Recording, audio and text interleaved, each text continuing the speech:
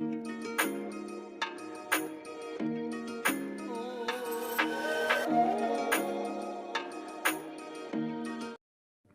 समय पहले की बात है।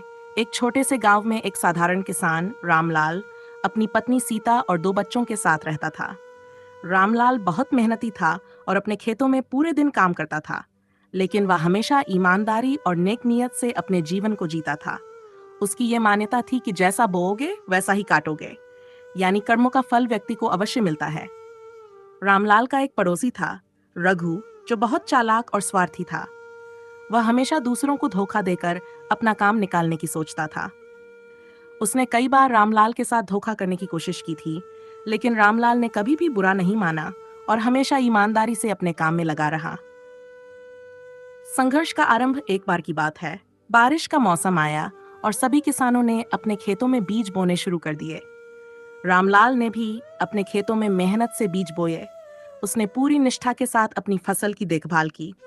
वहीं दूसरी तरफ रघु ने बीज तो बो दिए, लेकिन वह खेत की देखभाल में बहुत लापरवाह था। वह हमेशा दूसरे रास्ते खोजने में लगा रहता, जिससे उसे मेहनत न करनी पड़े। फसल पकने का समय आया। रामलाल की फसल अच्छी हुई, जबकि रघु की फसल खराब हो गई। ये देखकर रघु को ईर्ष्या हुई। उसने सोचा, रामलाल की फसल इतनी अच्छी कैसे हो सकती है? जरूर इसमें कुछ चालाकी है। उसने रामलाल से उसकी फसल खरीदने का विचार किया ताकि वह आगे फायदा उठा सके। धोखे की योजना रघु ने रामलाल से कहा, भाई रामलाल, तुम्हारी फसल तो बहुत अच्छी हो रही है, मुझे थोड़ी फसल बेच दो। मेरे पास समय नहीं था, इसलिए मेरी फसल अच्छी नहीं हुई। रामलाल को रघु की बातों पर थोड़ा शक हुआ, क्योंकि रघु की आदतें सभी जानते थे। लेकिन फिर भी रामलाल ने सोचा, अगर मैं उसकी मदद कर सकता हूँ तो मुझे करनी चाहिए। उसने कुछ फसल रघु को बेच दी, लेकिन रघु ने फसल का पूरा पैसा नहीं दिया। उसने कहा, मैं तुम्हें बाद में बाकी पैसे दे दूंगा। रामलाल ने उस पर भरोसा किया और उसे फसल दे दी।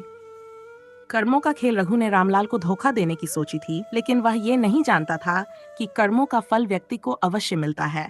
उसने रामलाल की दी हुई फसल का सही से उपयोग नहीं किया।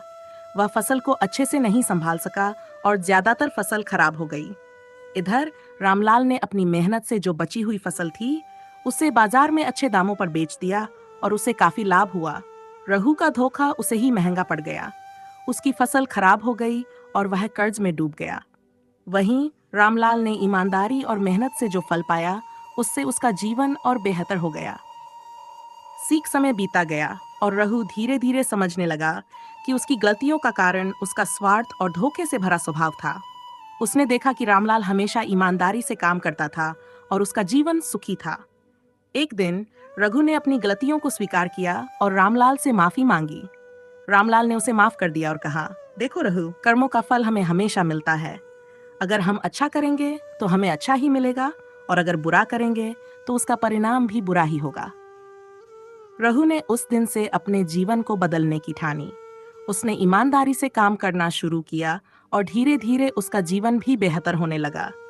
वह जान गया था कि जीवन में सच्चा सुख केवल अच्छे कर्मों से ही प्राप्त होता है। निष्कर्ष, यह कहानी हमें यह सिखाती है कि जीवन में कर्मों का फल अवश्य मिलता है। अच्छे कर्म हमें सफलता और शांति दिलाते हैं, जबकि बुरे कर्म हमें अंततः नुकसान पहुंचाते हैं। जैसे रामलाल ने ईमानदारी और मेहनत से अपने जीवन को सुधारा, वैसे ही हमें भी हमेशा अच्छे कर्म करने चाहिए।